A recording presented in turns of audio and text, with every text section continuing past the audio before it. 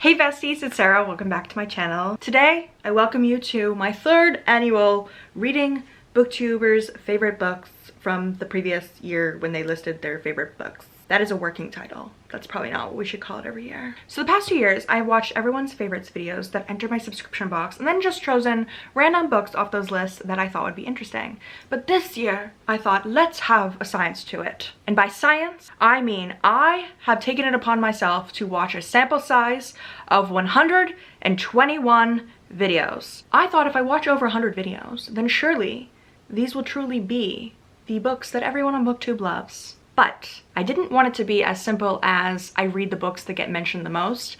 I also wanted to add a layer of prompts on top of this so that it could be a little bit of fun for me. So my prompts are, number 1, book that shows up in the most videos. I thought for sure that Babel was going to be the winner because there were 17 people who loved this book last year. But one book pulled ahead, and that is I'm Glad My Mom Died by Jeanette McCurdy. This book was on 20 people's lists, and I'm sure if I kept watching and watching and watching, because there were more videos that came out after the 121 that I watched, I'm sure that this would show up on more lists, and I think Babel would too, but it just definitely seemed like I'm Glad My Mom Died was showing up just a smidge more. I think it's because Babel is a high fantasy, dark academia book, and I'm Glad My Mom Died is a very accessible celebrity memoir. So I'm really excited to read this because it was already on my TBR, and I love when a vlog TBR lines up with my regular TBR because we love to see it. Second prompt is books I've never heard of from a booktuber that I've never watched before. I came across Jordan from the channel Bookish Gem, and she put a couple of cozy mysteries on her favorites, and I was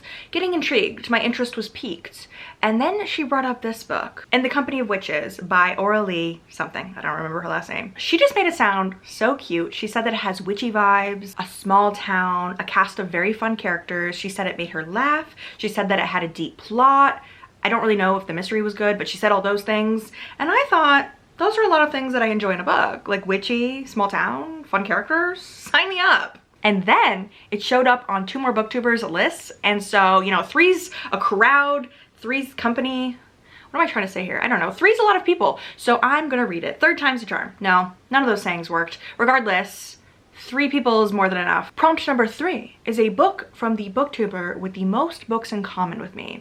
And the stipulation for this is that they don't necessarily have to be books that were on my favorites list this year or previous years. They just have to be books that I rated 4 or 5 stars because I am hard to impress. I do not rate very many books 4 or 5 stars. We have our girl Riley Marie, one of my closest booktube friends. I was really not shocked that Riley was the one that showed up for this prompt because we tend to have a lot of books in common when it comes to our taste. Like once in a while we have polar opposite opinions, but in general we tend to like a lot of the same things. And she had 4 books on her list that I had rated 4 or 5 stars, and so we just love to see it. We love a girly with similar taste to me. Looking over her favorites list, she had Slewfoot on it, and that is a book that I have been wanting to read for a while. And like I said earlier, I love when a vlog TBR lines up with my real life TBR, and also Riley recommended it, and also it also has witchy vibes. I've got 2 witchy books on this list. Also on top of that, Slewfoot showed up on both Katie and Jordaline's lists as well. So like I said earlier, 3rd time's a charm, 3's company, 3's a crowd, whatever sayings I was trying to say applies to this book as well. Prompt number 3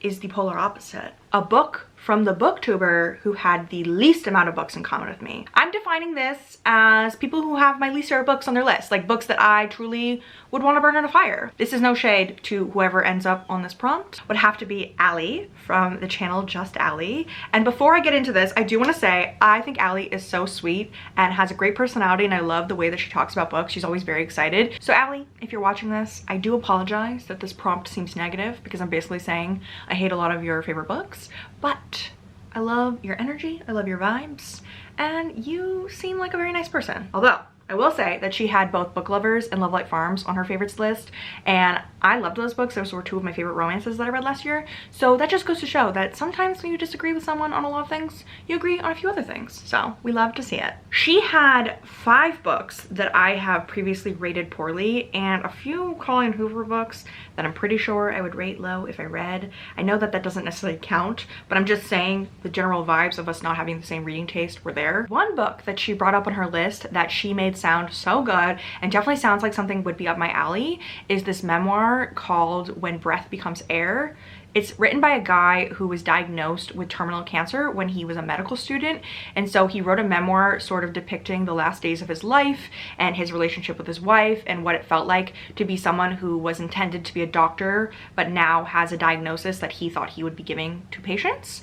And so she just made it sound really good, and I'm kind of in the mood to read a memoir. I know I'm already reading I'm Glad My Mom Died, but there's something nice about reading a memoir here and there. I don't do it very often, but I feel like I read like 1 or 2 every year. So I'm glad that Ali had brought this up because I actually had never heard of it before. And then after I saw it in her video, I actually saw it mentioned by 1 or 2 other people. And so like I keep saying, if my choices get doubled down on, then of course I want to read them. And our final and 5th prompt is a book that a booktuber made sound really good, but it doesn't seem like a book that I would normally read. I initially thought that this prompt was going to be one booktuber that I found recommending a book, and then I would go off of their one recommendation. But then there was this one book that kept coming up on people's lists, and everyone made it sound so good. So I don't really want to give one person credit. I feel like all 5 of these people really are the ones that made me want to read it all together. It was a group effort, a group project, if you will, and I appreciate you guys. The book in question is Our Wives Under the Sea.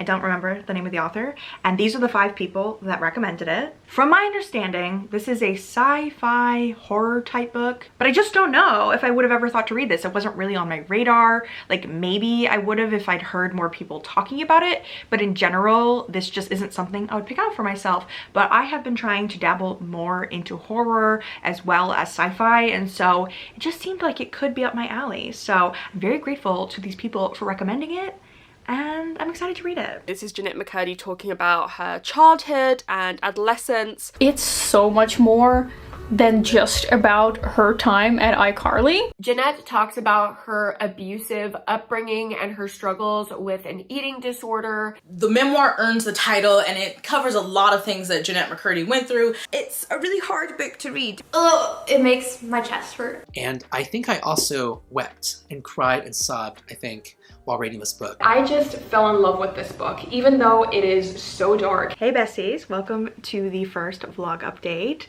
I think I've read about half of I'm Glad My Mom Died, and I can absolutely see why so many people put this on their top of the year. It is really riveting. It's really interesting to read. I feel like Jeanette McCurdy is doing a really good job of giving you the perspective of what she was thinking during her childhood as traumatic things were happening to her. And so obviously it's a lot about her growing up in Hollywood and her mom's immense pressure on her to want to be an actress when she did not want to do that. And so as someone who definitely watched a lot of iCarly when I was younger, it's so interesting to see this side of things. So I have finished I'm Glad My Mom Died, and I really liked it. I'm gonna give it 5 stars, but I just loved the writing style so much. I feel like Jeanette McCurdy was very vulnerable and really let us into the dark places of her mind throughout time. Like, she wrote all of the past experiences from the perspective of what she would have been feeling. Like, a lot of it was in present tense, and so it wasn't until the much later chapters that we started seeing her have hindsight and really like unpacking the different toxic things that her mother was doing as well as the things that she was doing. I will definitely give a very, very strong trigger warning. There is so much talk of eating disorders in this book. I actually think Jeanette McCurdy should go back and add a trigger warning list like at the very start. Like, obviously going into a book that you know is about abuse from your mother is already a dark read, but I think the level to which she speaks about her bulimia and anorexia is just really intense. So if you struggle with eating or if you've had any disordered thoughts about food in the past, I don't know if this is the book for you if you would struggle with that. It was just really fascinating to read about someone that I always have known of but never really knew what was going on behind the scenes, and just to hear all the things that her mother did and what she had to endure to get where she was is just, it's so interesting. And I am so proud of Jeanette McCurdy. I know that she doesn't know me or care what I think, but I'm really proud of her because she has done so much self-work and gone through so much by the time she's, you know, in her late 20s, early 30s.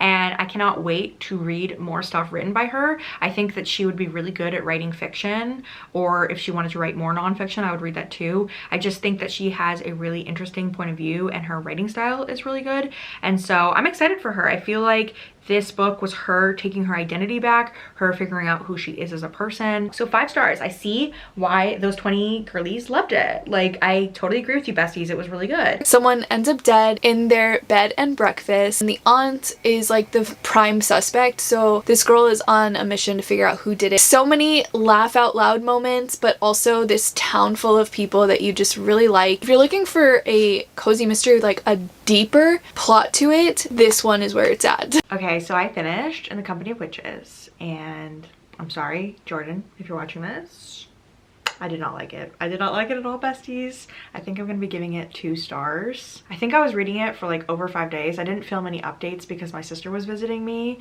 and I just didn't really have a lot to say because I just really didn't like this book. I was really trying to push through because I really wanted to like it. Like the elements of it being cozy, there being witch stuff, there being a small town element. Like there was so much in the book that I really wanted to enjoy, but unfortunately it just didn't work for me.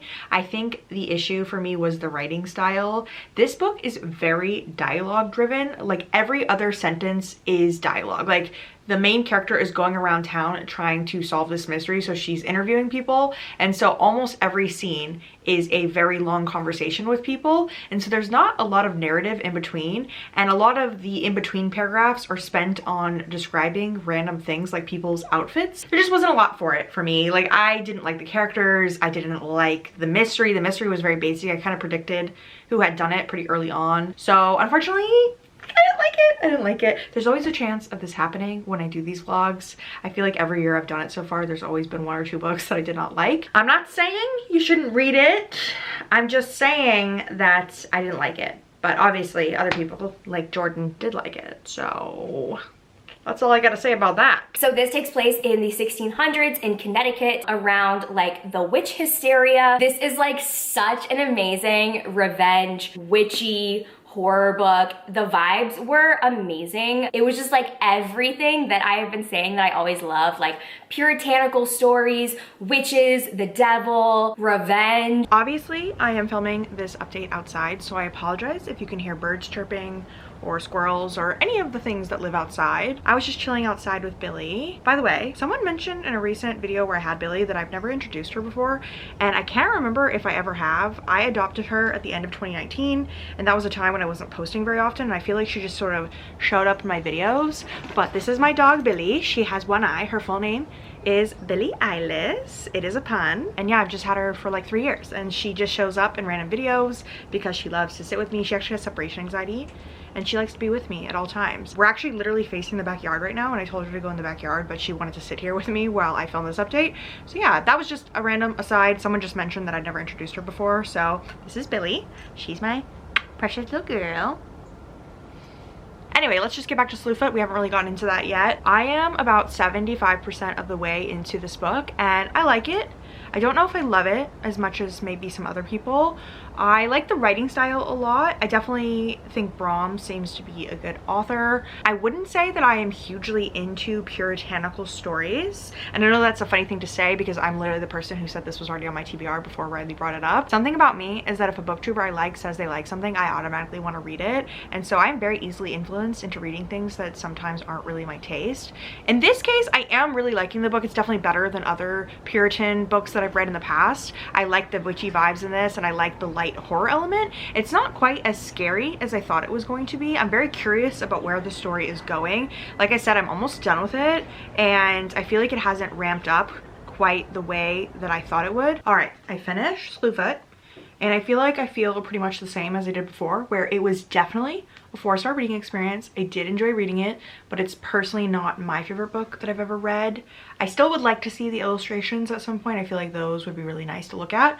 But as far as the just general book goes, it just wasn't necessarily my cup of tea. The vibes are immaculate in it, in that Abatha really comes to power, and there's a lot of themes of revenge, and it's very witchy. And I really loved her getting back at everyone who had done her wrong. But I think ultimately I was wanting more from the actual plot and like what actually happened in the book. And I wanted more backstory on the Slewfoot character and sort of how he came to be. And I feel like it was all just very fast towards the end, sort of getting the answers to those questions. So I think ultimately for me, it was 4 stars. It was still good, but it wasn't my favorite. and that's fine because a 4-star rating is still a good rating. And so Riley and I can add that to the list of things that we pretty much agree on because she gave it 5 stars and I gave it 4 stars. So yeah. It's about a guy named Paul who is in residency. He has worked all of his adult life to become a doctor, and he gets diagnosed with cancer. So it's this weird thing where he's dying and he spent so much time trying to become a doctor, which he will never now become. And at the same time, he used to be the one operating on patients, and now he's the one in the hospital bed being operated on. He has such a huge array of emotions towards dying, which obviously makes sense, and I feel like as the reader we go through that huge array of emotions with him. I finished When Breath Becomes Air and I really liked it. I think I'm gonna give it 4 stars. It wasn't my favorite memoir that I've ever read. I feel like that's my catchphrase in this video, where I'm like, it was good, 4 stars, wasn't my favorite. Last year when I did this vlog, I feel like I had more like 5-star reads where these books sort of like became my personality. Like Anne of Green Gables was one of the books that I read last year because it was Ariel Bassett's favorite book. And as many of you know, if you watch my channel pretty often, I am a huge Anne of Green Gables fan, and half the reason I'm a redhead is because of Anne of Green Gables. And so I was really hoping that there would be a book in this vlog that could become my personality like Anne of Green Gables did, but it's fine. When Breath Becomes Air is the sort of memoir you should read if you really enjoy musings about life and death and grief. Paul Calanthe was an extremely eloquent and intelligent man, and everything he has to say about being a doctor and what led him to be a doctor and sort of his grasp on his life, like when death kind of came a knocking to him, is very deep. Like he's just a very deep guy. And so if you enjoy that kind of prose and musings just about life, then I think that you would really enjoy this book. I personally don't think that it's something that I would have picked up if it hadn't been for this video, but I did end up really enjoying it by the end of the book. And there is a last part of the book that's actually written by his wife after he passed away. And so it's a very sad book. Like I was like tearing up a little bit as I was listening to it, but I really enjoyed it. But I don't know if it's something that's gonna necessarily stick with me. I don't want to say that I didn't like it. I feel like I have not seemed very enthused about the books I'm reading, but I feel like I'm just one of those people that I'm either like, oh my god, this is the best book ever, or I'm like, yeah, it was good. I don't know. I feel like I don't know what I'm saying. It's past midnight right now, so I feel like a little bit like not eloquent at all. But spoiler alert, I did start Our Wives Under the Sea, and I'm feeling like that one might be a 5 stars. So we'll get into talking about that soon. It's basically split into 2 timelines and 2 perspectives. We have 2 wives. One of them is a like deep sea explorer biologist, and she goes in submarines for weeks at a time to do these expeditions. And then our other main character is, you know, her wife. When our scientist returns, she has come back changed, and her wife must deal with that. It was just eerie, but beautiful. There were themes of grief and sapphic love that I felt so tenderly about, and it felt so melancholic. It was a bunch of sad lesbians. I mean, what more could I want? Okay, besties, I have finished my last book, and I gotta say, Our Wives Under the Sea was a complete and total 5-star read for me. This was just the sort of short horror that works so well for me. There definitely were moments when I wanted answers to certain questions. This book is quite weird, and I can be a little bit literal when I'm reading, so if you're not answering my questions, I can sometimes get annoyed. But this book was just so beautifully written that I found that I didn't really care. Like, would I have been happy if we had spent more time answering the questions of what happened to Leah when she was under the ocean? Yeah, I probably would have. But the prose is just so delectable, so beautiful. The way that this story explores grief while using the horror genre as a vehicle for doing so is just so fascinating. This was definitely the perfect level of weird for my taste. I don't love when things kind of go off the rails. I think a good example of this is Bunny by Mona Awad. That book just really did not resonate with me. It felt kind of pretentious and felt like it was just like doing weird things for the sake of doing weird things. I know if you're a fan of Bunny, you're going to disagree with me on that, and a lot of people could write dissertations about that book, but that one just didn't work for me. But Our Wives Under the Sea was just such a hit for me because of how deep the description of love and grief and loss was, and the point of view of both of the characters was just so beautiful. I can't say much besides that it was beautiful, it was delectable, it was iconic. Like, I just loved everything about it, and I want to reread this book immediately, which never happens for me. Very rarely do I go into something immediately thinking about when's the next time I can reread this. I feel like the last time I read a book like this was This Is How You Lose the Time War, which was also sort of weird. That one was sci-fi, and there was a lot of unanswered questions about the world building and whatnot that didn't bother me because I enjoyed the connection between the 2 characters so much. That one coincidentally was also also sapphic. So I don't know, maybe weird sapphic literature is an avenue I should look into. I should keep reading books in this genre. So if you know any books that have the feelings of This Is How You Lose a Time War and now Our Wives Under the Sea, please let me know. I will say they are radically different books, so I'm not gonna say they're like one-to-one comparing them, but they just gave me similar feelings when I was reading them and I immediately wanted to experience the books again.